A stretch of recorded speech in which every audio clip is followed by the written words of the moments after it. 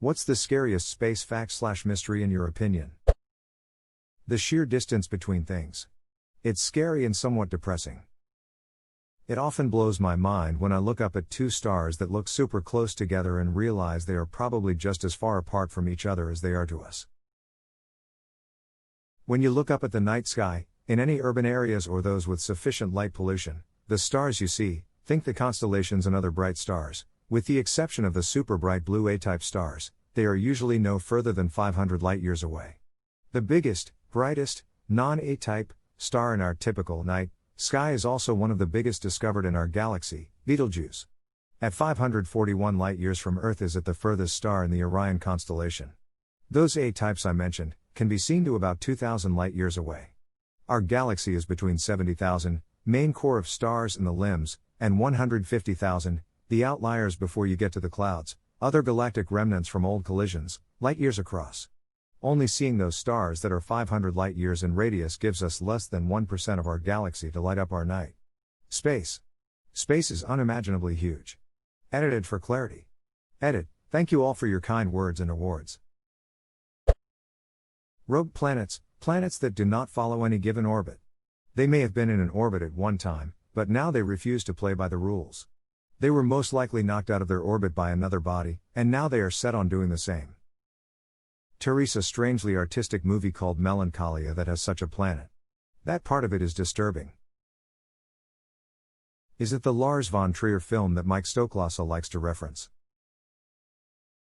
Yes to the first one, and I don't know who the second one is. I don't even know if I can recommend it. Because I still don't know if I even like it. But I've seen it twice and do think von Trier depicts major depressive disorder in a very accurate light. Kristen Dunst kills that role. Since we're on the subject of obscure art house space movies, and because I tend to ramble, I do recommend Another Earth. Super surreal artsy movie that was surprisingly touching. Another Earth is one of two movies I have literally said WTF at the end. No spoilers, but I have never been less satisfied at the conclusion of a movie. Edit. The other movie was Skyline. Felt that the movie was going so well until the final 20 minutes or so, and then the production shit the bed. And the credits were done so cheaply that they couldn't even just use the pictures of the cast. Vacuum decay is one of the scariest concepts to me. We don't know if it exists, and we won't know until it's too late. On the other hand, you'll never know. You'll just blink out of existence one day. So nothing to worry about. Either way, nothing really matters. The Boötes void. An area of space where there should be 50,000 or so galaxies, compared to other areas of the same size, but there's only about 60. Could just be empty space for some unknown reason, or it could be an ever-expanding intergalactic empire using Dyson spheres. Also, I think it appears to be growing, but that could just be galaxies moving away from the void. Edit. So it turns out it's 2000 and obviously it's not gonna be aliens, but the theory is still cool AF. If the Milky Way had been in the center of the Boötes void, we wouldn't have known there were other galaxies until the 1960s, Greg Aldering, astronomer. Wow. That's crazy. The Great Attractor. A thing that affects the motion of galaxies for hundreds of millions of light years. It's thought to just be a bigger bunch of galaxies. I went to Google to see if there was a formal name for a cluster of galaxies. Supercluster was what I got. Awesome. I'm just gonna assume they call a cluster of superclusters a super-duper cluster, and I'm not gonna go look it up and be proven wrong. Super-duper cluster. I like it. Got a ring to it. Hey, Griff, how about that? A cluster of superclusters is actually known as the universe. Nah. Says right there they're called super-duper clusters. Here's one closer to home. The Kessler effect is the theory that a single destructive event in low Earth orbit could create a cascade where satellites break up into tiny fragments, taking out other satellites, breaking up into smaller fragments, and so on, until the Earth is completely surrounded by a massive cloud of tiny flying death shrapnel, which would make leaving this planet almost impossible. If you look up how much space debris there is already up there and how many satellites currently orbit, plus the continued growth of the commercial space industry, I think about it a lot. You should read Seven Eves. It could get worse. Seven Eves takes it to the extreme. Great book. The concept is also explored on a much smaller scale in Peter F. Hamilton's Fallen Dragon.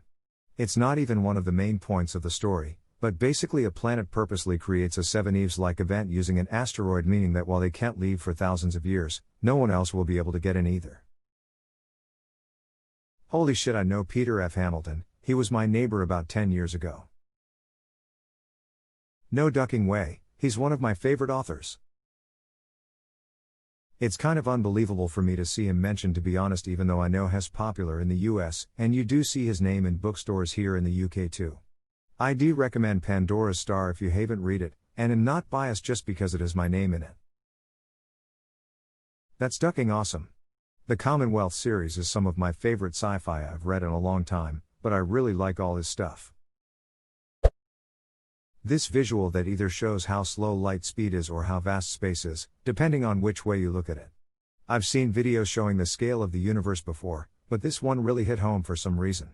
The speed of light, the fastest speed possible, looks painfully slow when you look at it in the context of even a fraction of our solar system. We're stuck here, aren't we? Edit, this genuinely seems to trigger some people, so here's a warning, may cause existential dread. Some star are even bigger than the distance between Mars and us. Imagine, it takes light some time to travel the object producing it. It's crazy. Even crazier is that the photons hitting Earth today are likely hundreds of thousands of years old. It takes them a very long time to make it out of the sun while bumping into shit. Crazier than that is the fact that if you lived on that photon to you, the photon wouldn't even be a millisecond old before it hit Earth and died. Mobile black holes. I can't accept the fact that there is no end in space. But if there is indeed an end, then what's beyond it? I'm stuck in absurdity. Edit, in the numerous answers I've received, the one that seems to come back the most is the universe is curved, you would end up back where you started. Seems fair enough. Then again, that wouldn't mean there is no limit. On the contrary, that would just mean we are trapped in, or on the surface of, a sphere, but there is still a limit to this sphere. So the question remains. What's beyond it? At the end, there is either infinity or nothingness, and what the hell is my little brain supposed to do with that shit? I know, right? Our brains have no way to comprehend it. Like, I try to, but my brain is like, nah. I think the even harder thing to comprehend is the theory that there is no beginning to time. It's just always been. I know we all hate edits, but let me expand on this. We have been conditioned to believe from birth, even regarding our very own personal lives, that there has always been a first anything, even when it comes to infinity. We all know that pi starts at 3. So there is no first thing that has ever happened in existence. Think about that. Even if it comforts you to know that there was no beginning to time, it's not exactly possible to comprehend. There is nothing, nowhere, never. We're all high AF right now. Gamma ray bursts. We could be hit by one of these with very little warning, and if it was reasonably close, in universal terms anyway, could wipe us out rapidly or cause a ton of damage. Dark matter, dark energy. The fact that about 95% of the universe is made up of matter we can't see or detect is pretty unsettling to think about. Also, while not a fact per se, I like to think that perhaps the answer to the Fermi paradox is that there are billions of advanced alien life forms out there, but they are physically unable to reach us due to technological limitations. Perhaps interstellar transport is only theoretical, and any aliens capable of reaching us are unable to do so in an acceptable length of time. Proxima Centauri may take 25 years for unmanned spacecraft to reach us going 20% the speed of light, but perhaps it's impossible to transport actual life at these speeds without dying, so advanced civilizations have realized the futility of trying to contact other species, and have simply given up. Been searching for a comment saying gamma ray bursts. I remember when I was taught about them I was gonna shit myself, lamau. Voyager 1 will outlive planet Earth. Edit, wow. Didn't expect this post would generate so much interest. Couple of clarifications. First, I was referring to Voyager 1 not 2, so fix that. Which is not to say that Voyager 2 also outlived planet Earth. Second, my source mentions that it is plausible to imagine that Voyager 1 will outlive our planet given how incomprehensibly vast space really is. You can watch the interesting and rather fun video here u2.b. Who knows how long that thing will last? Maybe it'll never be found, and live for eons until its atoms begin to decay. My commander in Elite, Dangerous is actually going to go check it out. You can actually find it roughly where it would be in the year 3306. Holy shit, really? This ducking game, man. So cool. Is there a place I can look up the coordinates? Just go to Sol and use your FSS to search for it. It'll show up as Ancient Probe. There's also a tourist beacon next to it. Imagine if one day it's all that remains of human civilization entirely. What a fantastical mystery that would be to anyone who finds it.